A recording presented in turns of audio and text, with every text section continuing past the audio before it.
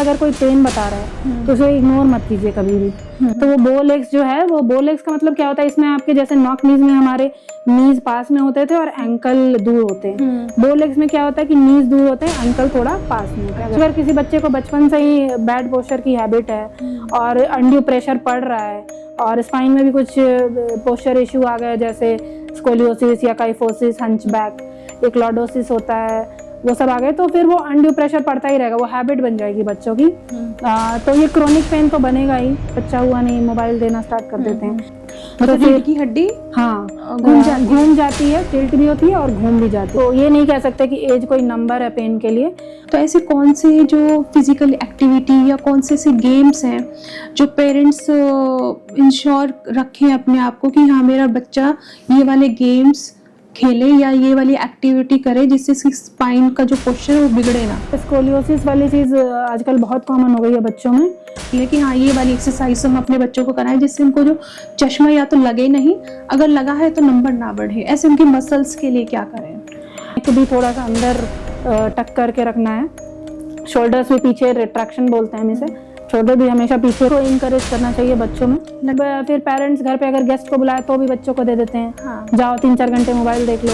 और कार से वो ट्रैवल कर रहे हैं, हाँ, तो भी क्या करते हैं कि बच्चा जो होता है पीछे की सीट में बैठा हो मोबाइल ही स्क्रॉल करता रहता है। बिल्कुल, तो वो इधर उधर कुछ देखता ही नहीं है। स्कूल में भी जो हमारे टेबल चेयर डिजाइन होती हैं, ये सब चीज़ वो अर्गोनॉमिक वे से होना चाहिए। मतलब पेरेंट्स को ही पहले अपने आप फॉलो करना पड़ेगा, बिल्कुल, नहीं वो बच्चों का करेक्ट कर पाएंगे। बिल्कुल।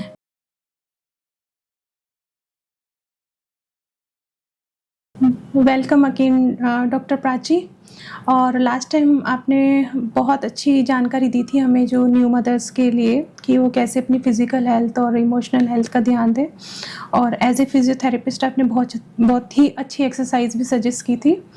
और आज हम ऐसे ही बात करना चाहेंगे जो छोटे बच्चे हैं उनके पोस्चर्स के बारे में और जो उन्हें आजकल के टाइम में जो इश्यूज़ हो रहे हैं उसके बारे में। डॉक्टर सबसे पहले ये बताइए कि मेडिकल टर्म में जो ये पोस्चर है उसका मतलब क्या है? हाँ जी, एक्चुअली पोस्चर कई लोग समझते हैं कि अगर आप खड़े हो, अगर आप stand tall, if you are stand tall तो दैट इज़ पोस्चर। तो ठीक है, बट पोस्चर एक ब्रॉड टर्म है, सिर्फ उसको पोस्चर नहीं कह सकते। पोस्चर वो चीज़ है जब आपकी जॉइंट्स और मसल्स किस अलाइनमेंट में है, बेसिकली जॉइंट्स, बोन्स किस अलाइनमेंट में है, सिटिंग में, स्टैंडिंग में या लाइंग में, तो किसी भी चीज़ को हम पोस्चर कह सकते हैं। कि अगर आप सिटिंग में हो तो आप एक पोस्चर लेते हो, सिटिंग पोस्चर कहते हैं। अगर आप सो रहे हो लाइंग पोजीशन में तो वो उसमें आपके जॉइंट्स और बोन्स कहाँ अलाइंड है, उस चीज़ को पोस्चर कहते हैं। और फिर स्टैंडिंग में तो वो स्टैंडिंग पोस्चर हो गया, तो इस चीज़ को हम पोस्चर कहते हैं। ओके, जैसे पोस्चर है जो मेंटेन करना बच्चों के लिए कितना ज़रूरी है?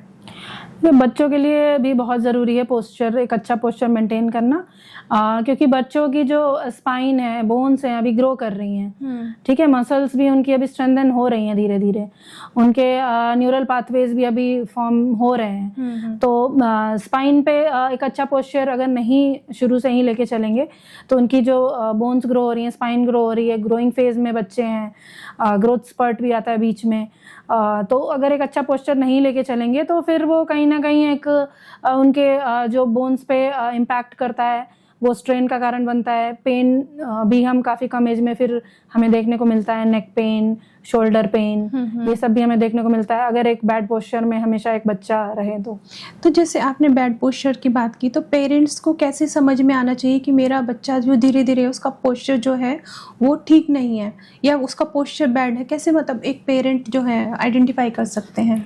हाँ जी, पेरेंट्स को कुछ चीज़ों का ध्यान रखना चाहिए। कभी कभी थोड़ा इग्नोरेंस भी होता है, पेरेंट्स एज अ पेरेंट कई बार अवेयरनेस नहीं होती, तो पेरेंट्स नहीं समझ पाते कि उनका बच्चा बैड पोस्चर में है या नहीं। तो हमें उनको क्या देखना चाहिए, उनको देखना चाहिए कि जब बच्चा बैठ रहा है तो कहीं एक साइड को झुक के तो नहीं बैठ रहा, कई बार हिप साइड झुक के बैठने से फिर कई सारी स्पाइन में प्रॉब्लम्स आ जाती हैं, स्कोलियोसिस वगैरह, टेढ़ापन सा आने लग जाता है। उसके बाद उनको ये देखना चाहिए कि आजकल बच्चे, क्योंकि ये डिजिटल एरा है बच्चों के लिए, तो ज़्यादातर टाइम स्क्रीन टाइम वगैरह उनका होता है टीवी में या मोबाइल में। तो बच्चा अगर ज़्यादा हंच करके इस तरीके से अगर बैठ रहा है तो ये पेरेंट्स को ज़रूर अकाउंट में लेना चाहिए कि ये कभी कभी के लिए तो ठीक है, मतलब मोमेंट्री तो कोई प्रॉब्लम नहीं है, बट अगर लॉन्ग टाइम के लिए 2-3 आवर्स या इससे ज़्यादा अगर हो रहा है तो ज़रूर वो एक बैड पोस्चर है। और 2-3 चीज़ें ऐसी हैं जो वो देख सकते हैं कि अगर उनके पोस्चर की वजह से जो चेंजेस आ गए हैं तो उसको वो आइडेंटिफाई कर सकते हैं। उसमें वो देख सकते हैं कि शोल्डर के लेवल्स को देख सकते हैं कि अगर कई बार बैड पोस्चर की वजह से जब चेंजेस आते हैं, जब बहुत दिनों तक आप बैड पोस्चर मेंटेन करते हो तो जब बोनी चेंजेस, मसल इम्बैलेंसेस, बहुत कुछ हो जाता है। तो एक शोल्डर अप हाई आपको जरूर बच्चे में ये देखना चाहिए। ऐसे ही आपको हिप लेवल में भी आपको होगा कि अप एंड हाई, आपको हिप एक साइड का आपको ऊपर नीचे कुछ ऐसा, पेल्विस लेवल से अगर कुछ है, अगर आपकी एबनॉर्मलिटी कुछ इम्बैलेंस है तो वो दिख सकता है। फिर लोगों का ऐसे ये चीज़ है कि ऐसे फॉरवर्ड हेड पोस्चर, बच्चे ज़्यादा टाइम ऐसे अगर पढ़ने के टाइम में या टीवी देखने के टाइम में वो फॉरवर्ड हेड पोस्चर, हाँ, नेक ऐसे फॉरवर्ड हेड पोस्चर बोलते हैं। इससे नेक पे और अपर बैक पे भी बहुत स्ट्रेन आता है। ये सब चीज़ें देख सकते हैं। फिर आपको अपर बैक में जगह अगर ज़्यादा हंच कर रहे हैं, आगे की तरफ झुक झुक के कर रहे हैं, तो इस तरीके से अपर बैक में एक स्टूप सा पोस्चर बन जाता है, काइफोटिक पोस्चर बन जाता है। तो वो सब देख के पेरेंट्स समझ सकते हैं कि मेरे बच्चे को नीड है पोस्चर करेक्शन की, या पोस्चर की वजह से इनको प्रॉब्लम्स आ रही हैं। हाँ, जैसे आजकल, जैसे आपने बात की थी डिजिटल एरा की, और उसमें तो आप बच्चे को रोक ही नहीं सकते क्योंकि कई बार उनकी जो हॉबी क्लासेस होती हैं या ऑनलाइन क्लासेस होती हैं, इवन क्लास का जो वर्क है वो मोस्टली जो क्या है फ़ोन पर या लैपटॉप पर ही बच्चे कंप्लीट करेंगे या करते भी हैं। तो इस टाइम पर पेरेंट्स कैसे ध्यान दें या बच्चों को हम कैसे अवेयर कराएं कि बेटा आप इतना ज़्यादा ऐसे मत करो, आपको ये वाला इशू जो है कि प्रॉब्लम बात तक आएगी, तो पेरेंट्स क्या करें उसके लिए? हाँ, पेरेंट्स को सबसे पहली बात तो ये है कि पेरेंट्स को पहले इग्नोर नहीं करना चाहिए। सबसे पहली बात एज अ पेरेंट हम करते हैं कि इग्नोर कर देते हैं कि ठीक है, ये बच्चे का पोस्चर है, ग्रोइंग फेज है, हो जाएगा, आगे ठीक हो जाएगा। तो सबसे पहले इग्नोर नहीं करना चाहिए। आपको सबसे पहले ऑब्जर्व करना चाहिए कि आपका बच्चा सही पोस्चर में बैठ रहा है या नहीं, या उसका एक हैबिचुअल हो गया है, वो बैड पोस्चर का एक हैबिट बन गई है किसी एक तरीके का पोस्चर को लेने के लिए।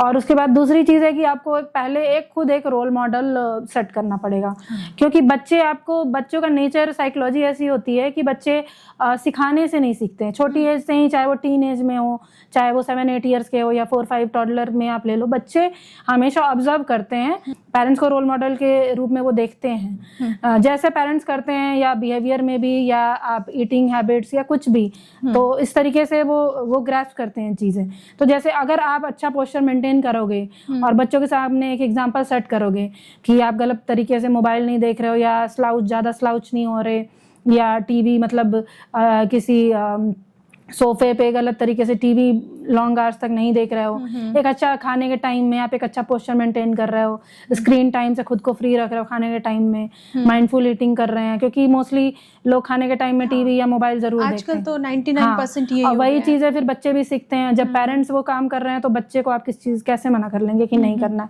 तो ये एक एग्जाम्पल आप सेट कर सकते हो रोल मॉडल बन करके। तीसरी चीज़ ये है कि आपको एक अर्गोनॉमिक एक स्टडी स्पेस घर में बनाना पड़ेगा, क्योंकि कभी कभी क्या होता है कि बच्चे की जो टेबल है वो बहुत हाई होती है, मोस्टली लो भी होती है, और चेयर भी उसके एडजस्टमेंट में हाई या लो हो सकती है। तो उसमें क्या है, कभी कभी बच्चे को क्या होता है कि अगर उनकी टेबल लो है तो हंच करना पड़ता है स्टडीज के लिए ज़्यादा। तो वो एक सेम लेवल पे होना चाहिए कि बच्चे की अपर बैक और नेक को ज़्यादा स्टूप ना करना पड़े, ज़्यादा झुकना ना पड़े। इस तरीके से आपका एल्बो सेम लेवल पे होना चाहिए आपके टेबल के, ताकि बच्चों को ज़्यादा झुकना ना पड़े, एक सही पोस्चर मेंटेन हो। आपकी जो चेयर है वो सही हाइट पे होनी चाहिए, ताकि आपके नीज 90 डिग्री पे हो, फुट आपके फ्लैट होने चाहिए, फ्लोर पे हैंगिंग नहीं होने चाहिए। आपकी थाइज भी आपके 90 डिग्री विद चेयर, मतलब ये सब छोटी छोटी एर्गोनॉमिक चेंजेस करके आप बच्चे को इंकरेज कर सकते हो कि एक सही पोस्चर के लिए स्टडी करने के लिए। और जब आप कह रहे हो जैसे कि मोबाइल में पढ़ते हैं बच्चे, ऑनलाइन क्लासेस होती हैं, उस टाइम भी इंकरेज करना चाहिए कि एक अच्छा पोस्चर आप मेंटेन करो। आप बैक को स्ट्रेट रखिए, बहुत देर तक नहीं रख सकते, एक सपोर्ट जरूर दीजिए बच्चों को अपर बैक और लोअर बैक में, ताकि उनकी स्पाइन स्लाउच ना हो, ज्यादा स्ट्रेट रहे, क्योंकि मसल्स भी एक सेम पोस्चर में स्पाइन, फिर वो धीरे धीरे मसल्स जब फटीग होने लग जाती हैं तो हम स्लाउच होने लग जाते हैं। तो जहां बैक सपोर्ट रहेगा तो आपकी स्पाइन एक न्यूट्रल पोजीशन में रहेगी। तो इस तरीके से पेरेंट्स बच्चे की हेल्प कर सकते हैं एक अच्छा पोस्चर वो करने के लिए। मतलब पेरेंट्स को ही पहले अपने आप फॉलो करना पड़ेगा, बिल्कुल, नहीं वो बच्चों का करेक्ट कर पाएंगे। बिल्कुल। अच्छा, जैसे डॉक्टर, जैसे बच्चे होते हैं उनमें ना फ्लैट फीट की एक होता है प्रॉब्लम, तो एग्जैक्टली फ्लैट फीट क्यों होता है, इसके पीछे रीजन क्या है, मतलब फिजिकली क्या है, सब बोन्स का क्या है। दूसरा, इसमें पेरेंट्स को क्या ध्यान रखें from the very early age जो बच्चा है, कि उसको आगे समस्या ना हो। हाँ जी, बिल्कुल, बहुत अच्छा क्वेश्चन पूछा आपने। फ्लैट फीट, देखिए फ्लैट फीट एक डेवलपमेंटल प्रॉब्लम है, ये जेनेटिक भी हो सकता है। अगर आपके घर में फ्लैट फीट चल रहा है तो हो सकता है कि वो पास ऑन हो, मोस्टली होता ही है। इसमें क्या होता है कि हमारा जो फुट होता है उसमें एक आर्च सी होती है, जो कि वेट बियरिंग, एक इवन वेट बियरिंग होती है हमारे जो फुट की बोन्स हैं, मसल्स पे और लिगामेंट्स पे। और जो वो आर्च है वो एक शॉक एब्जॉर्बर की तरह, कुशन की तरह वर्क करता है, जिससे हमारे फुट बोन्स पे, फेशिया पे और मसल्स पे ज्यादा स्ट्रेन नहीं आता। और ये पूरी तरीके से चलने में भी आर्च का बहुत बड़ा इंपॉर्टेंट रोल है, कि चलने में भी हमें मतलब इजी होता है, कहीं पे स्ट्रेन नहीं आता आपके नीज पे या हिप्स पे। लेकिन अगर एक फ्लैट फीट है, फ्लैट फीट जनरली डेवलपमेंटल होता है। और दूसरी चीज, ये एक्वायर्ड हो सकता है, अगर कोई इंजरी हो जाए तो कभी कभी आपकी आर्च में प्रॉब्लम आ सकती है, लेकिन जनरली ये डेवलपमेंटल इश्यू है, जो कि आपको जब न्यूबॉर्न होते हैं तो उनमें कोई आर्च नहीं होती, बाय द एज ऑफ 6 उनकी आर्च डेवलप हो जाती है। और कुछ लोगों की जब आर्च नहीं डेवलप होती, और तो फिर उनका जो फुट है हमारा इस तरीके से, जब हम फुट रखते हैं तो इस तरीके से आर्च होता है। और फ्लैट फिट में क्या होता है कि यही जो फिट होता है हमारा बिल्कुल फ्लैट, वो वेट बियरिंग में ही आपको पता चलेगा जब आप स्ट्रेट बच्चे को खड़ा करोगे 6 साल के बाद, 7 साल के बाद, या फिर आप टीन एज में देखेंगे। कई बार नहीं समझ पाते हैं लोग कि क्या है फ्लैट फिट, लेकिन आजकल अवेयरनेस तो बढ़ रही है, तो वो फिर फ्लैट फिट तब आपको पता चलेगा कि उसके बीच में कोई गैप नहीं होगा, कोई आर्च नहीं दिखाई देगा आपको। तो फ्लैट फिट से क्या प्रॉब्लम्स आती हैं कि क्योंकि फ्लैट फिट एक कॉमन, मतलब फ्लैट फिट में क्या होता है कि वो शॉक एब्जॉर्बिंग जो आपके फुट का आर्च है वो नहीं है, तो कहीं ना कहीं आपके जितने फुट बोन्स हैं और उस पे स्ट्रेन आ रहा है, ठीक है। फिर इसे आपके काफ मसल्स पे स्ट्रेन आता है, आपके नी पे, और जो फुट का जो मैकेनिक्स है चलने का, खड़े मतलब मेनली चलने के दौरान वो फुट का मैकेनिक्स आपका चेंज हो जाता है।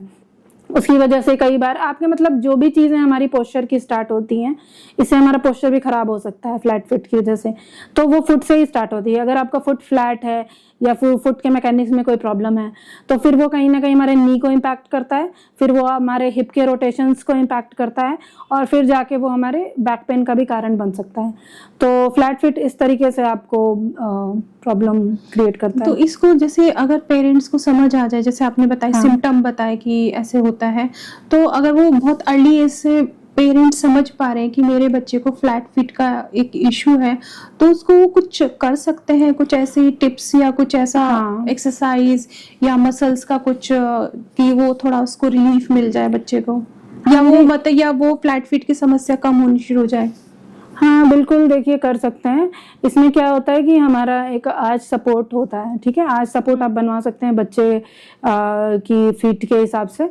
वो आप किसी एक या 2-3 अगर फुटवियर्स हैं जो डेली यूज के हैं, जैसे स्कूल वाले फुटवियर्स हैं, लॉन्ग टाइम बच्चा पहन रहा है, वेट बियरिंग भी कर रहा है, स्पोर्ट्स एक्टिविटी में भी कई बार खड़े रहना है, तो उसके बाद वो डेली आप 2-3 फुटवियर्स में आज सपोर्ट आपको यूज करना चाहिए, ठीक है। वो लगवा लेना चाहिए अपने बच्चे के फिट के साइज के हिसाब से। तो ये करके आप क्या होता है, उनको एक आर्टिफिशियल आर्च सा क्रिएट करते हो, जो कि फिर इवन जो वेट बियरिंग होती है उस पर आप इंकरेज मतलब कर सकते हैं। दूसरी चीज ये है कि आप कुछ स्ट्रेंथनिंग एक्सरसाइजेज होती हैं। फुट में हमारे बहुत छोटी छोटी मसल्स होती हैं, इंट्रिंसिक मसल्स बोलते हैं। तो फ्लैट फिट है तो अनइवन स्ट्रेन जा रहा है, उसके बाद आपकी फुट की मैकेनिक्स भी चेंज हो रही है। तो हमें क्या करना चाहिए कि इंट्रिंसिक मसल्स को स्ट्रेंथन करना चाहिए। ठीक है, बहुत सारे एक्सरसाइजेज हैं, जैसे टॉवल रोलिंग हम करते हैं टोज के थ्रू, फुट के टोज के थ्रू। फिर हम रॉक्स, छोटे छोटे रॉक्स, पेबल्स, उसको हम टोज से पिक करके रखते हैं। तो हमें कई लोग बोलते हैं कि कुछ और क्यों नहीं पिक कर सकते।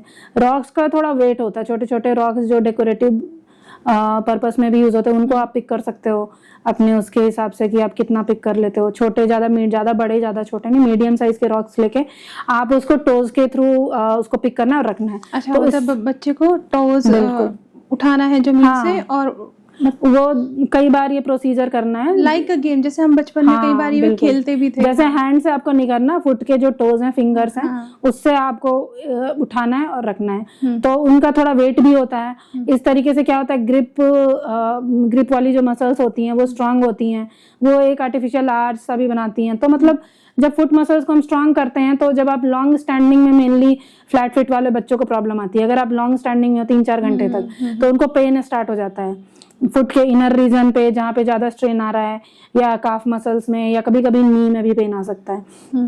तो फिर ये सब आप स्ट्रांग करके ये क्या कर सकते, जगह आपकी फुट मसल स्ट्रांग है तो आपको लॉन्ग स्टैंडिंग में कम प्रॉब्लम होगी। फिर काफ मसल्स टाइट हो जाती हैं, तो हमें कुछ थोड़ा सा फिजिकल एक्टिविटी की तरफ बच्चों को इंकरेज करना चाहिए कि थोड़ी सी स्ट्रेचिंग बताएं, काफ मसल्स को भी स्ट्रांग करें, और फिर एंकल की मसल्स को भी स्ट्रांग करना चाहिए, ताकि मसल्स को स्ट्रांग करके हम एक अच्छा जॉइंट स्टेबिलिटी एंकल में दे सकते हैं।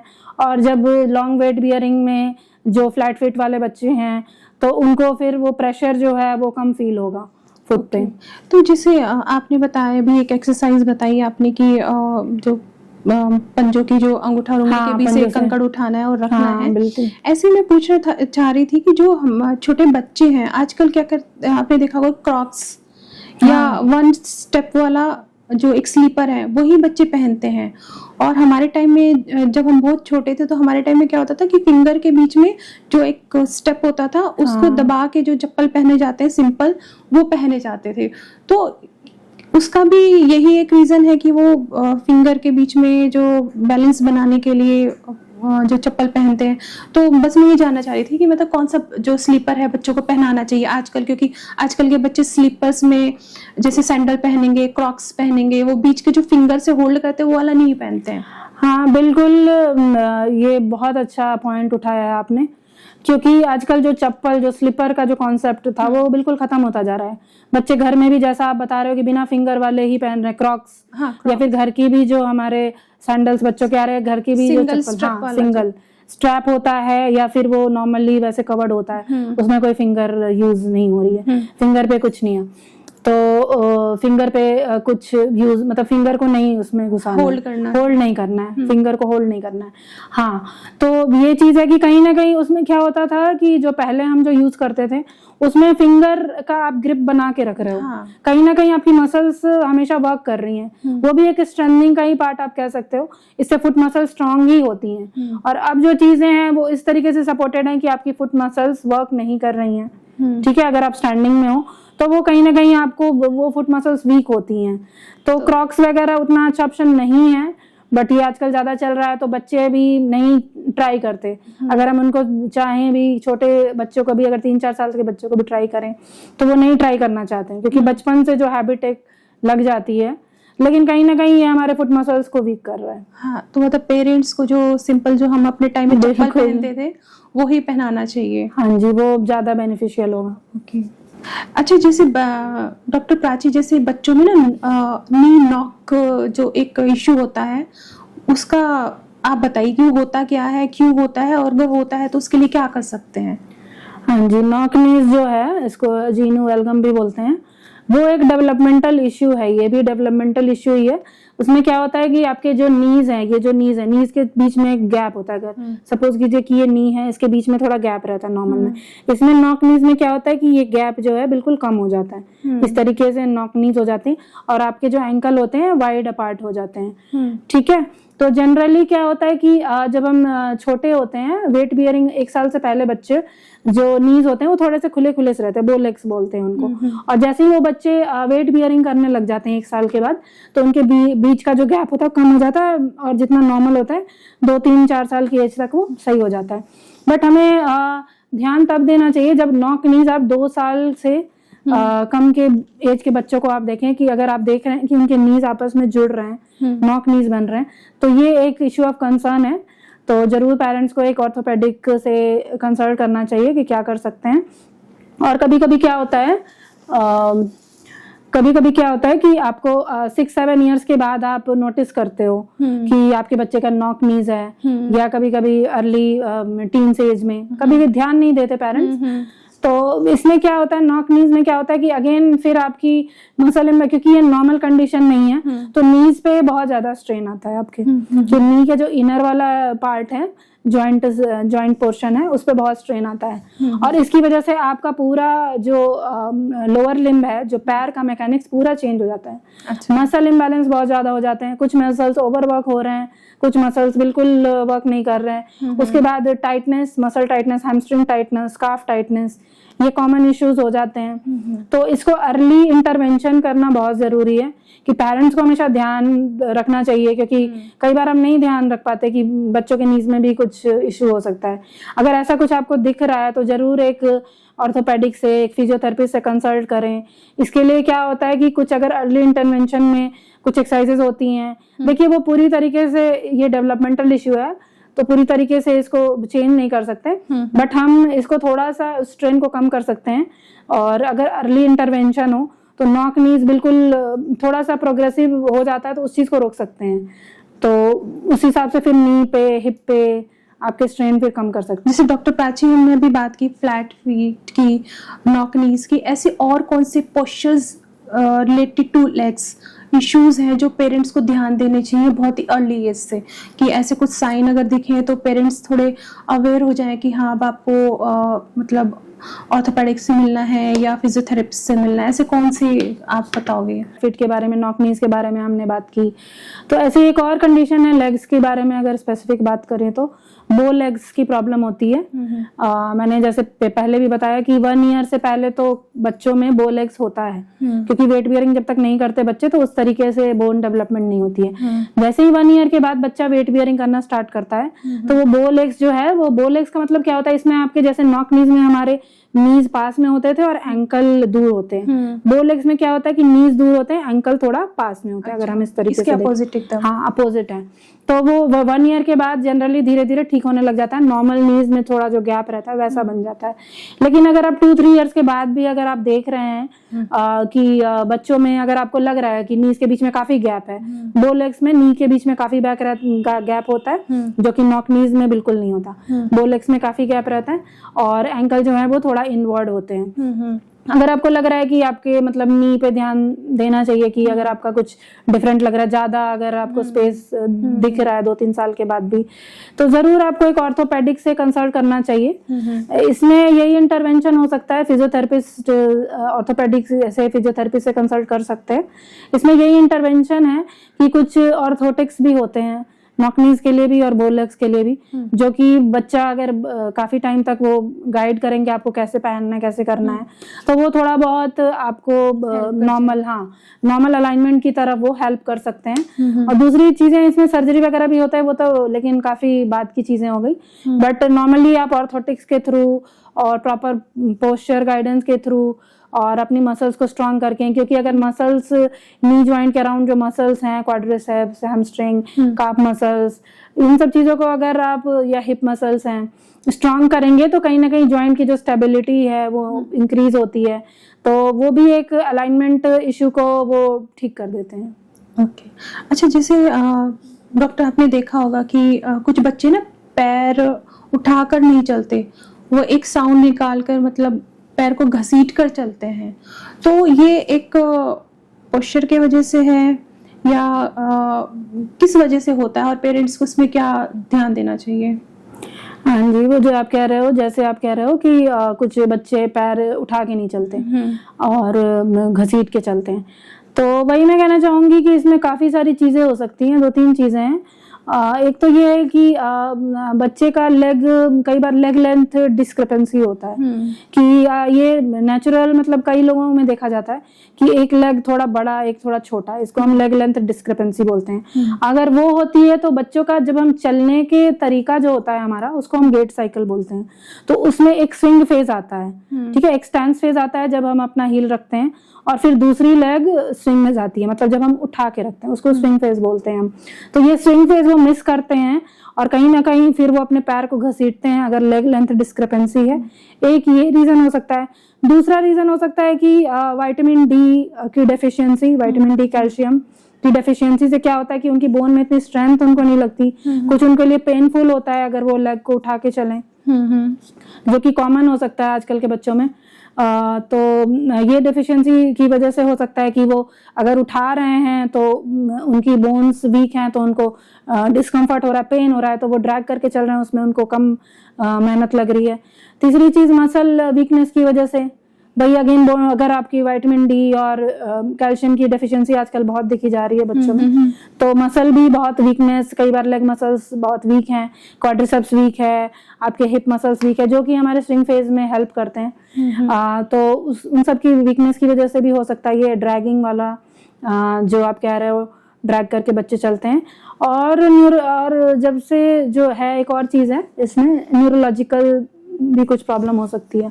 कभी कभी क्या होता है कि कुछ चीजों का आपका न्यूरोलॉजिकल रीजन होता है, तो अगर ऐसा कोई न्यूरोलॉजिकल रीजन है या डेवलपमेंटल इश्यू होगा, जब बच्चा मतलब बिफोर बर्थ अगर कोई डेवलपमेंटल इश्यू है, कोई न्यूरोलॉजिकल इश्यू रहा है जिसकी वजह से उसका जो पावर है मसल्स की वो नहीं है, या मोटर कंट्रोल नहीं है किसी एक लेग में या दोनों लेग में, तो वो हो सकता है उसको फिर वो प्रॉपर जो नॉर्मल हम गेट कर चलते हैं वो उसमें प्रॉब्लम आ रही हो, तो वो ड्रैग करके चल रहा है। अच्छा, कुछ बच्चे हैबिट भी होती है? हाँ, हैबिट भी हो सकती है। आप देखिए, रीजन कुछ भी हो, अगर हम एक तरीके से चलने लग जाते हैं, चाहे बच्चों में चाहे बड़ों में, तो वो हमारी हैबिट बन जाती है। अब मैंने जैसे कहा कि अगर मान लीजिए पेन हो रहा है बच्चे को, या विटामिन डेफिशिएंसी कुछ भी है, तो फिर वो एक हैबिट भी बना लेते हैं। हाँ, एक हैबिचुअल तो किसी भी चीज में हो सकता है। डॉक्टर प्राची, जैसे कुछ बच्चे ना की एक हैबिट बन जाती है कि वो एक तरफ झुककर ही बैठने लगते हैं, जैसे किसी चीज का एक ही तरफ सपोर्ट लेना, या एक ही पोस्चर में हमेशा झुककर बैठे रहना, मतलब वन साइड टिल्ट होकर बैठे रखना, तो वो क्या आगे की कोई समस्या उसको हो सकती है? पेरेंट्स उसका कैसे ध्यान दें, या वो किस वजह से हो रहा है? हाँ, एक तरफ बैठने की आजकल बहुत लोगों में, बहुत बच्चों में प्रॉब्लम देखी जा रही है।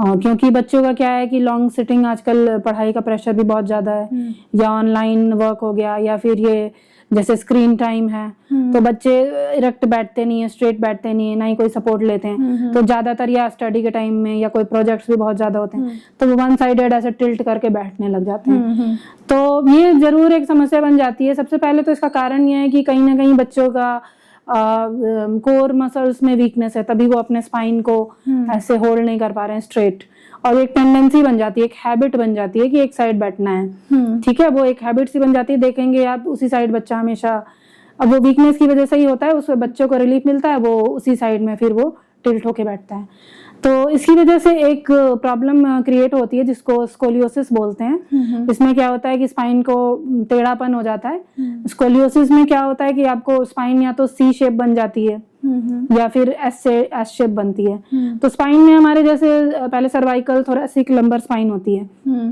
तो जनरली ये थोरैसिक और लंबर स्पाइन में देखी जाती है कि अगर सी शेप हुआ तो किसी एक लंबर स्पाइन में हो गया। ठीक है, एस शेप होता है तो क्या होता है, एक साइड में आपकी मतलब स्पाइन टेढ़ी होने लग जाती है। एक साइड की स्पाइन आपकी कॉनकेव हो जाएगी, और बिल्कुल जैसे स्पाइन का स्ट्रेट है न्यूट्रल, तो वो ऐसे या तो ऐसे बन जाएगा सी, एक टाइप की कॉनकेव, एक टाइप की कॉन्वेक्स। या अगर ज्यादा प्रेशर, अगर अपर बैक तक प्रेशर आ रहा है, बहुत ज्यादा ऐसे करके आप बैठ रहे हो या लॉन्ग टर्म से बैठ रहे हो, तो फिर वो एस शेप, फिर वो थोरैसिक स्पाइन में भी चेंजेस आते हैं। और कई बार क्या है कि नीचे से आप सही बैठ रहे हो, ऊपर वाला पोस्चर ज्यादा आप खराब कर रहे हो अपर बैक का, तो थोरेसिक स्पाइन में बहुत प्रॉब्लम्स आती हैं, तो उसमें भी यही सेम, कभी सी शेप बन सकता है, कभी एस शेप बन सकता है, कॉनकेव, एक साइड में कॉनकेव हो जाता है, दूसरे साइड में कॉन्वेक्स। तो इन सब चीजों की, क्योंकि स्पाइन का जो नॉर्मल पोजीशन है, न्यूट्रल पोजीशन है, स्ट्रेट है, तो जब इस तरीके से स्पाइन टिल्ट होने लग जाती है, हाँ, और इसमें एक और चीज होती है कि वर्टिब्रा फिर रोटेट भी हो जाते हैं, टिल्ट तो होते हैं, रोटेट हो जाते हैं। मतलब रीढ़ की हड्डी हाँ घूम जाती है, टिल्ट भी होती है और घूम भी जाती है रीढ़ की हड्डी। हाँ, तो उसमें फिर बहुत सारे इसके बहुत ज्यादा इसके मेजर कॉन्सिक्वेंसेस हो सकते हैं। एक तो चीज की आपको पेन सबसे पहले, क्योंकि मसल इम्बैलेंस होगा, एक साइड की मसल इसमें टाइट हो जाती है, एक साइड की वीक हो जाती है, मसल इम्बैलेंस होगा तो आपको पेन जरूर फील होगा। दूसरी चीज, अगर थोरेसिक स्पाइन में होता है तो क्या होता है, आगे हमारे लंग्स हैं, हमारी लंग कैपेसिटी ये हैम्पर करती है, लंग कैपेसिटी, आपकी ब्रीदिंग कैपेसिटी, लंग कैपेसिटी को ये कम करती है। तो ये सब चीजें हैं। पेन सबसे बड़ा रीजन है, और कभी कभी ये सर्वाइकल नेक स्पाइन में थोड़ा अनकॉमन है, बट अगर नेक को भी आप ज्यादा एक ही डायरेक्शन में या टिल्टेड वे में, नेक को भी आप टिल्टेड वे में रख रहे हैं तो नेक में भी कभी कभी हो सकता है, किसी किसी को, मतलब इनफैक्ट बच्चों में या बड़ों में भी हो सकता है, अगर जिनका लॉन्ग सिटिंग जॉब है, उनमें भी मैंने देखा है कि कई लोगों को नेक में भी प्रॉब्लम्स आती हैं। तो मतलब जैसे बच्चों में जैसे सिम्टम दिखाई दे रहे हैं, बदले बच्चे वो हैबिट के इस तरीके से कर रहे हैं या वो किसी को कॉपी कर रहे हैं, तो पेरेंट्स को ध्यान देना चाहिए। अदरवाइज जो आपने बताया कि इतनी उसकी जो कहते हैं ना डेंजरस जो है आगे की चीजें हो सकती हैं। तो जैसे बच्चा तिरछा होके बैठ रहा है तो पेरेंट ध्यान दे कि क्यों बैठ रहा है, सीधा क्यों नहीं बैठ रहा है। अगर वो हमेशा ऐसे बैठ रहा था, जैसे आपने बोला कि फिर ऑर्थोपेडिक है, उनसे बात करें, डॉक्टर को दिखाएं। तो आई थिंक ये बहुत ध्यान देने वाली चीजें हैं जो अर्ली एज से ही पेरेंट्स को देखनी चाहिए। बिल्कुल, ये स्कोलियोसिस वाली चीज आजकल बहुत कॉमन हो गई है बच्चों में, तो ये बहुत ध्यान देने वाली चीज है, क्योंकि अगर आप इतने कम एज में ही आपकी स्पाइन डेविएट हो रही है तो इन द लॉन्ग रन आपको बहुत सारे क्रोनिक प्रॉब्लम्स का सामना करना पड़ सकता है। तो ये चीज पेरेंट्स को जरूर ध्यान देनी चाहिए, और ये इस तरीके से वो ध्यान दे सकते हैं कि शोल्डर, जैसे पहले भी बोला था मैंने आपको कि आपके शोल्डर का लेवल सही नहीं होगा, हिप के लेवल सही नहीं होगा, जब बच्चा आगे झुकता है इसको कैसे पहचाने पेरेंट्स। एक साइड बैठना तो ठीक है, और भी इसको मतलब कभी कभी एक साइड बैठने से ये ग्रेजुअली चेंजेस होते हैं, तो जब इन द लॉन्ग टर्म बच्चा बैठता है तो ही होता है। तो जब बच्चा आगे झुकता है तो एक साइड का जो है वो रिब हम्प सा निकल जाता है, एक साइड का आपको हम्प सा लगेगा, जिसको रिब हम्प बोलते हैं। तो ये सारी चीजें आप देख के आपको पता चल सकता है कि आपका बच्चा नोटिस कर सकते हैं, और फिर जरूर आपको जाना चाहिए। इसके लिए ब्रेसेस वगैरह भी हैं करेक्शन के लिए, और कोर स्ट्रेंथनिंग पे वर्क करना चाहिए ताकि बच्चे को स्पाइन इरेक्ट रहे। कोर मसल्स अगर वीक होंगी तो फिर वो बच्चा इस तरीके से बैठने की हैबिट को अपनाता है। मतलब फिजियोथेरेपी में फिर आप core strengthening and muscle strengthening, हाँ, स्पाइनल मसल्स की स्ट्रेंथनिंग करते हैं, कोर स्ट्रेंथनिंग और लेग स्ट्रेंथनिंग, तो सारी मसल्स की हम ओवरऑल मतलब होलिस्टिक डेवलपमेंट पे वर्क करते हैं, क्योंकि ये एक हैबिट भी है और एक ये वीकनेस भी हो सकती है। पेल्विक गडल मसल्स की वीकनेस है, जब हम बैठ रहे हैं, अगर पेल्विक मसल्स वीक हैं, हिप मसल्स वीक हैं, और तो स्पाइन पूरी आपकी पोस्चर जो आप मेंटेन कर रहे हैं वो नहीं ले पा रहा है, तो फिर आप रिलैक्स होके स्लाउच होके बैठते हो। बात कर रहे थे अभी पोस्चर्स की, जैसे बच्चे के बैठने के, कि अगर ज्यादा देर मोबाइल, टीवी या लैपटॉप पे ज्यादा काम किया तो नेक का इशू, जैसे स्पॉन्डिलाइटिस, सर्वाइकल, ये वाले इश्यूज हो जाते हैं। तो जैसे ये वाले बच्चा बहुत लॉन्ग टर्म तक ये चीजें कर रहा है और पेरेंट्स ध्यान नहीं दे रहे, तो क्या ये बच्चों में स्लिप डिस्क या आगे जाके क्रॉनिक पेन इनमें कन्वर्ट हो जाता है? हाँ, बहुत अच्छा क्वेश्चन पूछा आपने। जब लॉन्ग टर्म में ये सब इफेक्ट्स, क्योंकि बच्चों की अभी ग्रोइंग एज है, उनकी बोन्स का भी डेवलपमेंट अभी नहीं हुआ है, उनकी मसल्स भी स्ट्रेंथनिंग फेज में है, मसल्स का भी डेवलपमेंट हो रहा है, बोन्स का स्पेशली डेवलपमेंट हो रहा है। तो अगर अभी से ही ये सब हैबिट्स हैं तो फिर क्या होता है, डिस्क पे अनड्यू प्रेशर पड़ता है। ठीक है, तो इन सब बच्चों में क्या होता है कि अर्ली एज में डिजेनरेटिव चेंजेस आपको देखने को मिलेंगे। ठीक है, डिस्क पे जो हमारे रीढ़ की हड्डी के बीच में डिस्क होती है वो शॉक एब्जॉर्प्शन का काम करती है, जो कि लॉन्ग सिटिंग, स्टैंडिंग या ऐसी कोई एक्टिविटी, आप गलत पोस्चर में बैठे हो तो उससे वो धीरे धीरे मतलब थिनिंग होने लगती है। तो ये लेटर ऑन मतलब बहुत आगे जाके मतलब थोड़ा सा ओल्ड एज में या फिर आप बोलो मिडिल एज में स्टार्ट होता है, कभी कभी 30 प्लस या बोन डेंसिटी कम हो गई 35 प्लस या 40 प्लस में। लेकिन अगर किसी बच्चे को बचपन से ही बैड पोस्चर की हैबिट है और अनड्यू प्रेशर पड़ रहा है और स्पाइन में भी कुछ पोस्चर इश्यू आ गए, जैसे स्कोलियोसिस या काइफोसिस, हंचबैक, एक लॉर्डोसिस होता है, वो सब आ गए, तो फिर वो अनड्यू प्रेशर पड़ता ही रहेगा, वो हैबिट बन जाएगी बच्चों की। तो ये क्रोनिक पेन तो बनेगा ही, क्योंकि वो फिर बचपन से ही, फिर जैसे ही वो 20s में जाएंगे, कई सारे मैंने पेशेंट्स देखे हैं कि जो बिल्कुल अर्ली 20s में हैं और अभी उनकी एज ही क्या है और वो मतलब क्रोनिक पेन से मतलब वो जूझ रहे हैं। तो ये नहीं कह सकते कि एज कोई नंबर है पेन के लिए। और अगेन स्लिप डिस्क का कारण बन सकता है, हो सकता है कि यंग एज में थोड़ा सा इस चीज को वो सेटल डाउन कर लें, बट अगेन जब थोड़ा सा जैसे कि वो एज प्रोग्रेस होगी तो ये स्लिप डिस्क उनको स्लिप डिस्क की प्रॉब्लम जल्दी हो सकती है। अच्छा, जैसे अभी आपने बात की कि आपके पास बहुत कम एज के पेशेंट भी आ रहे हैं, तो जाहिर सी बात है बच्चे भी होंगे बहुत कम एज के जो हैं। हाँ। तो आप कौन सी ऐसी उनका पोस्चर करेक्ट करने के लिए कौन सी टेक्निक या कौन सी जो थेरेपी वो यूज करते हैं? देखिए बच्चे, हाँ 1-2 बच्चे आए हैं जो कि बहुत कम एज में हैं, 10-11 ईयर्स के भी बच्चे आए हैं कि अगर वो लॉन्ग सिटिंग कर रहे हैं और उनकी ऐसे मैंने देखा है कि जो अपर बैक है वो बिल्कुल हंच होती है। आजकल जनरली देखा जा रहा है फॉरवर्ड हेड, जब ये फॉरवर्ड हेड पोस्चर सारे बच्चों में देखा जा रहा है। एक अगर आप नोटिस करोगे तो शोल्डर अप हाई भी काफी देखने को मिल रहा है। तो मैं यही टिप्स देना चाहूंगी कि माइंडफुल होके बैठना चाहिए पहले तो। अगर आपको लॉन्ग सिटिंग करनी है तो जरूर आप, क्योंकि मसल्स कहीं ना कहीं फटीग होती हैं, तो आपको जरूर बैक सपोर्ट का यूज करना चाहिए बच्चों को भी, कि आप एक कोई बैक सपोर्ट लो जिससे आप अपनी स्पाइन को एक न्यूट्रल पोजीशन में मेंटेन करिए। उसके बाद आपको आई लेवल पे, जैसे मैंने पहले ही बोला, आई लेवल पे चीजें रखनी चाहिए।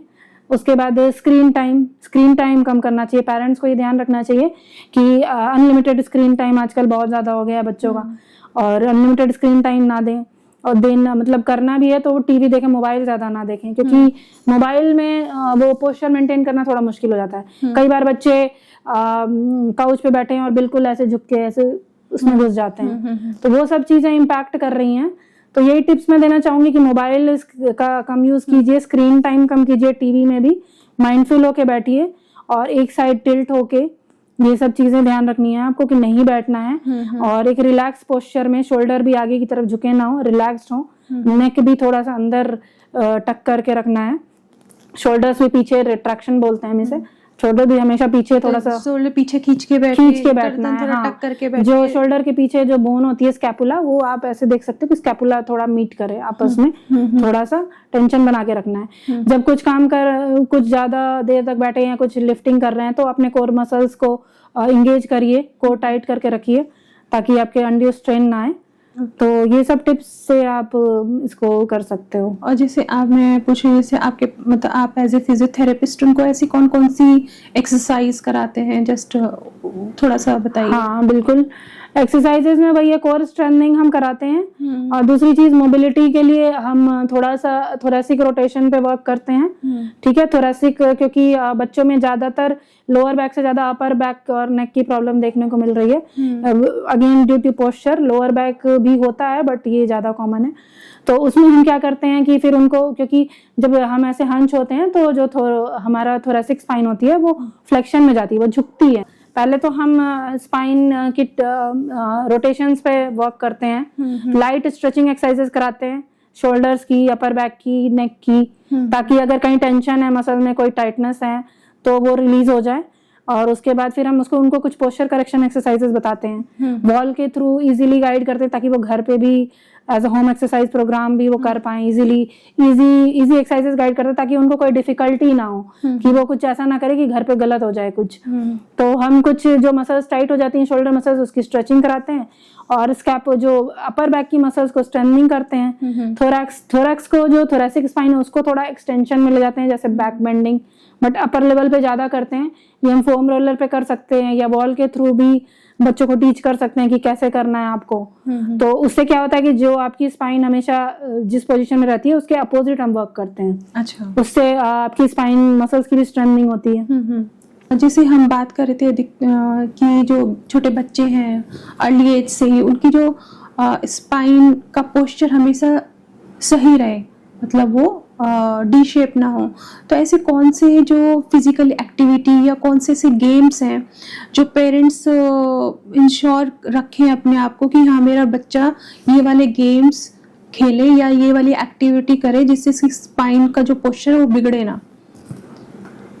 हाँ जी, फिजिकल एक्टिविटी की बात करिए तो देखिए हैंगिंग को इंकरेज करना चाहिए बच्चों में। लटकना। हाँ, लटकना, जो कि पहले लोग करते थे बट आजकल अब थोड़ा सा फिर से अवेयरनेस बढ़ गया है, बट बीच में थोड़ा सेडेंटरी हो गया क्योंकि जब से मोबाइल, टीवी, ये सब चीजें बच्चे ज्यादा उसमें इन्वॉल्व रहने लग गए। तो हैंगिंग को इंकरेज करना चाहिए। उससे क्या होता है कि एक ट्रैक्शन सा क्रिएट होता है, आपकी स्पाइन स्ट्रेट होती है और जो मसल्स, नॉर्मल मसल्स जो टाइट होते हैं उसकी भी नॉर्मल स्ट्रेचिंग हो जाती है। तो ये बहुत अच्छा स्टेप रहेगा आपको स्पाइन को स्ट्रेट करने के लिए। और बाकी एक्टिविटीज में हाँ, जो बच्चे के इंटरेस्ट के हिसाब से थोड़ा सा फिजिकल एक्टिविटी पे वर्क करना चाहिए। सारे स्पोर्ट्स सही हैं, ऐसा कुछ हार्ड एंड फास्ट नहीं है कि स्पोर्ट में अच्छा होगा। हाँ, स्विमिंग वगैरह स्पाइन के लिए अच्छी होती है। हाँ, स्विमिंग एक अच्छी एक्सरसाइज है कि स्विमिंग में आप इनरोल कर सकते हो बच्चे को। तो स्विमिंग से फिर थोड़ा सा प्रेशर भी कम होता है और स्ट्रेंथनिंग भी हो जाती है मसल्स की। अच्छा, जैसे अभी आपने बहुत अच्छी बताया कि सजेस्ट किया कि स्पाइन को पोस्चर सही रखने के लिए हैंगिंग वाला। जैसे पहले टाइम पे तो क्या होता था कि आसपास इतने बड़े पेड़ होते थे कि बच्चे लटकते रहते थे। हम भी जब बच्चे थे तो लटकते थे, लटकने वाले खेल खेलते थे। आजकल बच्चे ऐसे करते ही नहीं है। तो हाँ, ये अच्छा है कि हाँ आजकल जैसे पार्क में इस तरह के बने होते हैं कि बच्चे लटक सकते हैं। तो जैसे अब आजकल के टाइम में पेरेंट्स ऐसी कौन सी गलती कर रहे हैं जिनसे उनका बच्चों का जो पोस्चर है वो बिगड़ता है? ऐसी कोई 3 गलतियां आइडेंटिफाई करें तो हम कौन सी हैं, अगर वो पेरेंट्स मतलब अपनी अवेयरनेस ना होने की वजह से कर जाते हैं कई बार? हाँ, पेरेंट्स अपनी अवेयरनेस से देखिए क्या गलतियां करते हैं कि पहली बात तो वो थोड़ा सा इग्नोर करते हैं। अगर बच्चा कहीं बता रहा है अगर कि उसको नेक पेन हो रहा है, बैक पेन हो रहा है, तो वो इग्नोर करते हैं कि ठीक है, this is just a phase. मतलब वो इग्नोर करते हैं, इतना ध्यान नहीं देते हैं कि बच्चा है, कहाँ से पेन हो जाएगा, वैसे ही बोल रहा है, मतलब इतना सीरियसली नहीं लेते। तो ये चीज अवॉइड करनी चाहिए। अगर बच्चा कुछ कह रहा है तो उसको आपको सीरियसली लेना चाहिए और अप्रोप्रिएट जो भी आपको डॉक्टर से मिलना है। दूसरी चीज है कि पेरेंट्स, बच्चे हंच जैसे मोबाइल में लगे हुए हैं, टीवी में झुके हुए हैं, आप देख रहे हो कि खाते हुए भी बच्चा आपका झुक झुक के कर रहा है, आगे झुका ही हुआ है। कुछ बच्चे तो बिल्कुल आगे ही झुके, इतना झुक के भी ऐसे देख रहे हैं, आगे नेक भी आगे जा रही है, शोल्डर भी और स्पाइन भी। तो पेरेंट्स ये चीज अब अवॉइड करते हैं, मतलब ये चीज पेरेंट्स इग्नोर कर देते हैं। वो सोचते हैं कि ठीक है, ग्रोइंग फेज है, मतलब हो जाएगा। अभी वो इतना ध्यान नहीं देते इन सब चीजों पे कि पोस्चर का क्या इंपॉर्टेंस है। बच्चों के लिए भी कोई इंपॉर्टेंस हो सकता है। तो 1-2 मिनट के लिए, 5 मिनट के लिए, 10 मिनट के लिए सब चीजें इतनी इम्पैक्ट नहीं करेंगी। बट बच्चा अगेन सेम चीज अगर 1-2 घंटे के लिए कर रहा है, 3-4 घंटे के लिए कर रहा है, तो ये बहुत बड़ा, और इन द लॉन्ग रन रोज कर रहा है, तो ये बहुत बड़ा इम्पैक्ट उनके स्पाइन पे और ज्वाइंट्स पे डालती है। तो पेरेंट्स यहाँ इग्नोर करते हैं।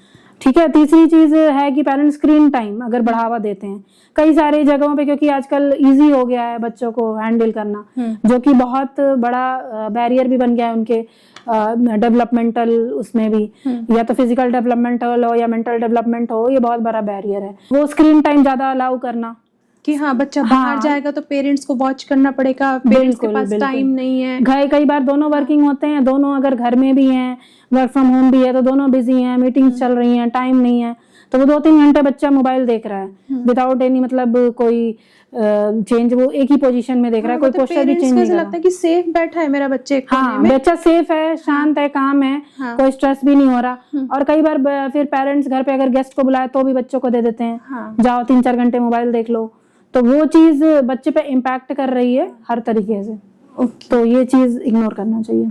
और जैसे हमने बात की कि जैसे मतलब आप मुझे करेक्ट करना अगर मैं गलत सोच रही हूँ, कि जैसे टीवी देखते हैं कई बार, तो जैसे होता है ना कि अगर टीवी देखने के लिए अगर थोड़ा सा उल्टा लेटकर स्नेक पोज में टीवी देखा जाए तो क्या वो ठीक है या नहीं, अगर कुछ टाइम के लिए स्पाइन के लिए, मतलब ये क्या रेगुलर हमें लेनी चाहिए हैबिट में? बिल्कुल, स्नेक पोज और कोबरा पोज जैसे कि होता है, जो स्नेक पोज भी बोल सकते हैं, कोबरा पोज भी, और योगा में भी कराते हैं। हाँ, तो ये बहुत अच्छा है इनफैक्ट हम कराते भी हैं ऐसी एक्सरसाइजेज जिसको बैक पेन होती हैं या कोर स्ट्रेंथनिंग के लिए, बैक मसल्स की स्ट्रेंथनिंग के लिए, और ऐसा पोजीशन मेंटेन करने के लिए बोलते भी हैं जिनको बैक पेन होता है या बड़े लोगों को, एडल्ट्स को। तो बच्चों में भी ये हैबिट मतलब इनकरेज करनी चाहिए, क्योंकि इससे आपकी नेक मसल्स जो है, नेक भी आपकी होल्ड करने की नेक मसल्स भी आपकी यूज हो रही हैं। अगर आप उल्टा लेट के देख रहे हो, अपर बैक मसल्स भी हो रही हैं और फिर लोअर बैक मसल्स भी।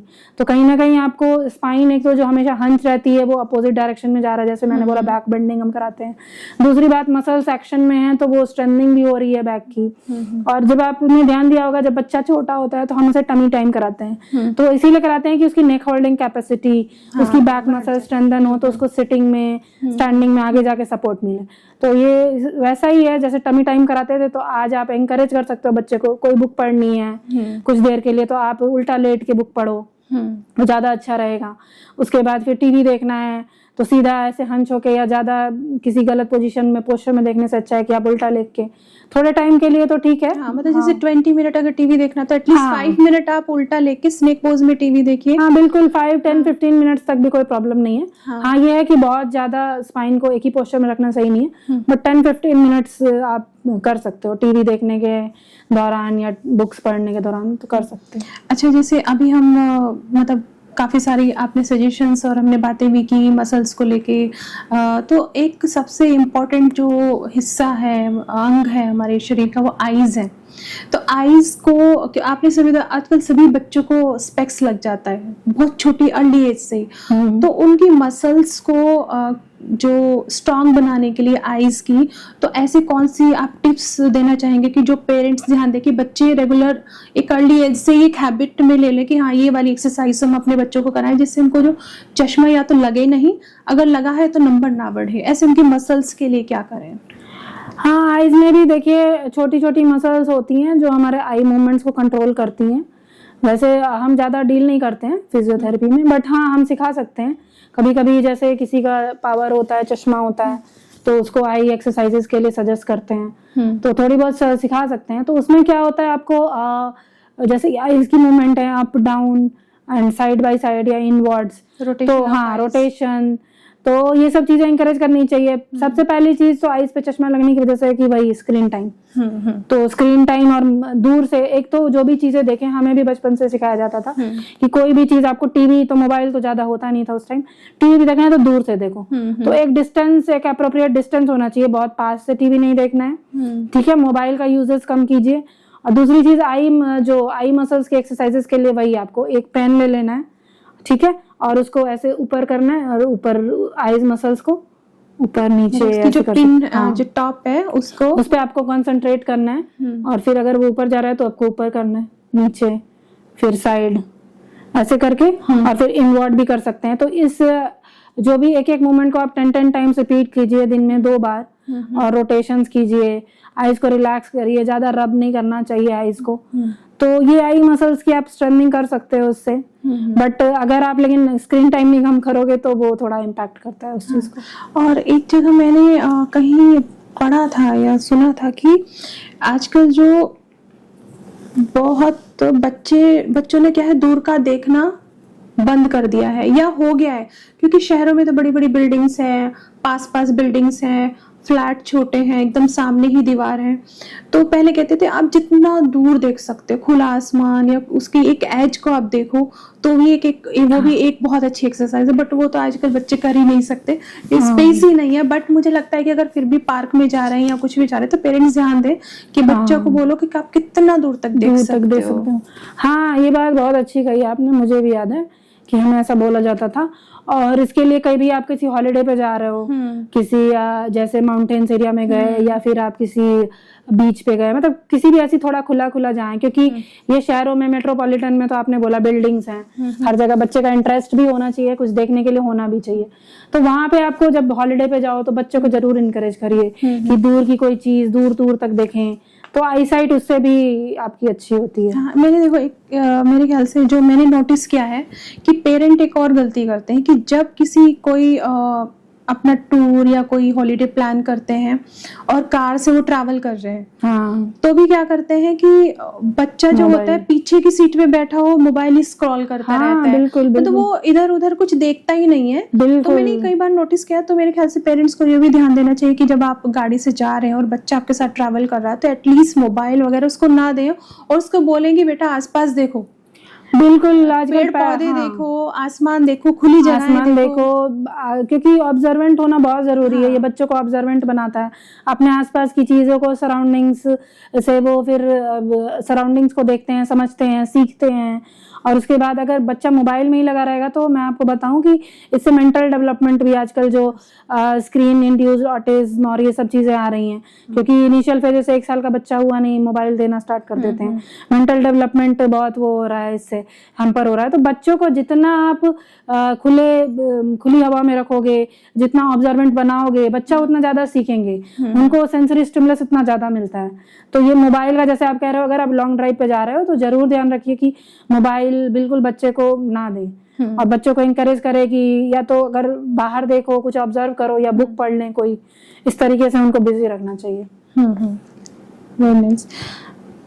अच्छा, जैसे मतलब हम बात करें कि पेरेंट्स को क्या ध्यान देना चाहिए बच्चों के पोस्चर में, लेकिन बच्चा बहुत एक टाइम जो है, एक लॉन्ग टाइम पीरियड स्कूल में स्पेंड करता है और वहाँ पर पेरेंट्स तो नहीं जा सकते उसका पोस्चर करेक्ट करने के लिए या कुछ भी।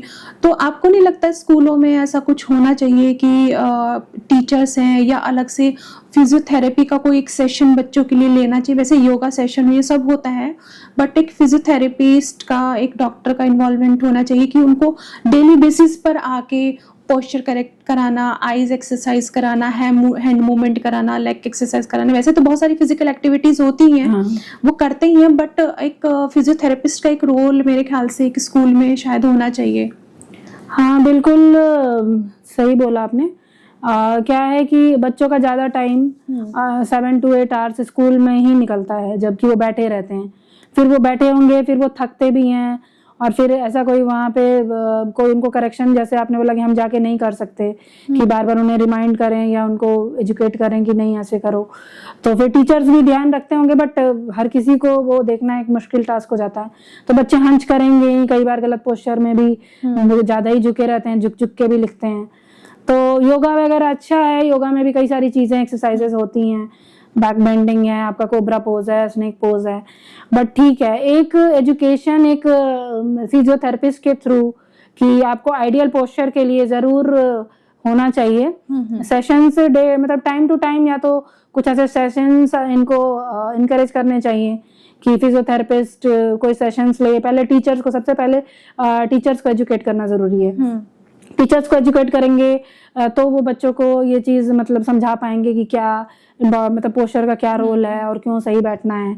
और दूसरी चीज, अर्गोनॉमिकली उनको एजुकेट करना बहुत जरूरी है कि स्कूल में भी जो हमारे टेबल चेयर डिजाइन होती हैं, ये सब चीज वो अर्गोनॉमिक वे से होना चाहिए कि बच्चों की जो स्पाइन है वो रिलैक्स रहे, और बच्चों का ज्यादा अपर बैक ज्यादा हंच ना हो। और उसके बाद पोस्चर पे ध्यान वो फिजियोथेरेपिस्ट रख सकते हैं, उनको बता सकते हैं, लाइट एक्सरसाइजेस भी बता सकते हैं कि किस तरीके से आप लाइट स्ट्रेचिंग कर सकिए, और सिंपल चीजें, टिप्स दे सकते हैं। इसके लिए बहुत जरूरी है ये। बट सबसे पहले पेरेंट्स, बट सबसे पहले टीचर्स को एजुकेट करना बहुत जरूरी है। तो टीचर जो स्कूल मैनेजमेंट है उसको ये चाहिए कि वर्कशॉप्स वगैरह, वर्कशॉप्स जैसे आजकल क्या होता है कि एमएनसीज में भी सेशंस होते हैं, वर्कशॉप्स होते हैं, तो कुछ वर्कशॉप्स कंडक्ट करने चाहिए कि उसके थ्रू टीचर्स की भी एजुकेशन हो, कुछ बच्चों के लिए, कुछ सिर्फ टीचर्स के लिए। तो उससे आप बच्चों का पोस्चर करेक्शन करने में हेल्प कर सकते हो। हाँ, मतलब जैसे आई थिंक जैसे बच्चा पेरेंट्स से सीखता है, हाँ, तो ऐसे टीचर से भी सीखता है कि टीचर मतलब उसको कितना फॉलो कर रहे हैं, कि स्ट्रेट बैठ रहे हैं या बिल्कुल।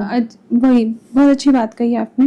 तो जैसे हम बात ही कर रहे हैं और कोई मतलब पेरेंट्स हमारे पॉडकास्ट को देख रहे हैं और वो अपने बच्चे को लेके बहुत ही मतलब वरीड हो गया है, तो अभी से वो कौन सा स्टेप सबसे पहला ले कि अपने बच्चे के लिए कुछ कर पाए? हाँ जी, हाँ, पेरेंट्स तो ज़्यादा वरीड होने की ज़रूरत नहीं है। बच्चों का एक तो बच्चों की जो अभी ग्रोइंग फेज है, तो उनके बोन्स वगैरह ऐसा कुछ नहीं है कि बहुत प्रॉब्लम आ गई। अगर कुछ ऐसा पोस्चर ले रहे हैं तो अभी आप उसको ठीक कर सकते हैं, इतना परेशान होने की जरूरत नहीं है कि अभी कुछ नहीं हो सकता। तो सबसे पहले तो आपको ये देखना चाहिए कि बच्चा अगर कोई पेन बता रहा है तो उसे इग्नोर मत कीजिए कभी भी, ठीक है, उसको जरूर एड्रेस कीजिए पेन को। और स्क्रीन टाइम बहुत कम कीजिए। इस पे हमने कई बार बात की कि मोबाइल, कोई गेस्ट आ रहे हैं, कहीं आप जा रहे हो ट्रैवलिंग में, मोबाइल देने से बचिए बच्चों को, क्योंकि ये सबसे बड़ा आईज के लिए भी और पोस्चर के लिए भी बहुत बड़ा कारण बन रहा है पेन का। और थर्ड थिंग जो है कि आपको अपने घर में कम से कम एक अर्गोनॉमिकली डिजाइन स्टडी स्पेस बच्चों का बनाना चाहिए। अब आप उसके लिए आप रिसर्च कर सकते हैं ज्यादा, या फिर एक किसी फिजियोथेरेपिस्ट से मिलके वो डिजाइन करवा सकते हैं। आजकल बहुत कुछ कस्टमाइजेशन हो जाता है, और ज्यादा रिसर्च करके आप देख सकते हैं कि आप एक स्टडी स्पेस बनाइए जिसमें बच्चों लॉन्ग स्टडी करते हैं। जो बड़े बच्चे हो जाते हैं उनको घर पे भी काफी लॉन्ग टाइम के लिए स्टडी करना होता है, तो कम से कम उनकी बैक नेक रिलैक्स रहे और उनका फोकस बने और आईज पे भी ज्यादा स्ट्रेन ना हो। प्रॉपर लाइटिंग, आपको लाइटनिंग रखनी चाहिए घर में। कई बार क्या होता है कि घर के जो स्टडी स्पेसेस में प्रॉपर लाइटनिंग नहीं है, वो सब चीजों से भी बच्चों के आईज पे इम्पैक्ट पड़ता है, फिर हेडेक वगैरह भी बनता है। तो वो प्रॉपर लाइटनिंग जरूर करनी चाहिए। और ये चीज आपको देखना चाहिए कि बच्चा कोई आपको लग रहा है, बच्चे को ऑब्जर्व करिए। अगर लग रहा है, एक दिन देखा आपने कुछ ऐसा डिफरेंट लग रहा है कि उसका पोस्चर कुछ, तो उसको 1 वीक तक एटलीस्ट ऑब्जर्व कीजिए और फिर देखिए कहीं वो एक साइड तो होके नहीं बैठ रहा, कहीं वो ज्यादा स्लाउच तो नहीं हो रहा। इस चीज को इग्नोर मत कीजिए। और कभी आपको लग रहा है कि हाँ, जैसे मैंने बताया कि shoulder levels, hip levels, forward head, stoop posture, ये सब चीजें आजकल अवेयरनेस है, थोड़ा बहुत हो गया है, कॉमन हो गई हैं। तो अगर आपको ऐसा कुछ लग रहा है तो जरूर एक फिजियोथेरेपिस्ट से मिलिए और कुछ एक्सरसाइजेज आप होम एक्सरसाइज प्रोग्राम के तौर पे सीखिए, बच्चों को भी सिखाइए, इनकरेज कीजिए, खुद उनका रोल मॉडल बनिए और खुद भी आप स्ट्रेट होके बैठिए, खुद अपना पोस्चर भी सही रखिए। तो इस तरीके से आप अपने बच्चों की हेल्प कर सकते हैं। Thank you so much doctor Prachi, मतलब आपने बच्चों के लिए बहुत ही अच्छी बातें बताई, बहुत ही अच्छे सजेशंस दिए। तो मैं तो यही कहूँगी कि जो भी लोग ये पॉडकास्ट सुन रहे हैं उनको ज़रूर इस चीज़ से लगेगा कि हम अपने बच्चों के लिए क्या कर सकते हैं, और जो वो वरीड हैं वो भी शायद कम होंगे। बट ये कि हाँ, मतलब पेरेंट्स को बच्चों पर थोड़ा ध्यान तो देना पड़ेगा, भले वो वर्किंग पेरेंट्स है या नहीं भी है। तो क्योंकि मेरे ख्याल से पोस्चर जो होता है, जैसे एक बिल्डिंग का एक जो ढांचा होता है उसके अंदर जो कंक्रीट होता है, ऐसे ही एक जो बच्चे की जो बोन्स है, जो उसका पोस्चर है, वो इसका एक लाइफ का बेस से आगे जाता है कि उसकी लाइफ आगे कैसे डिजाइन होने वाली है। पेन फ्री लाइफ होना भी बहुत जरूरी है। Thank you so much doctor Prachi. Thank you.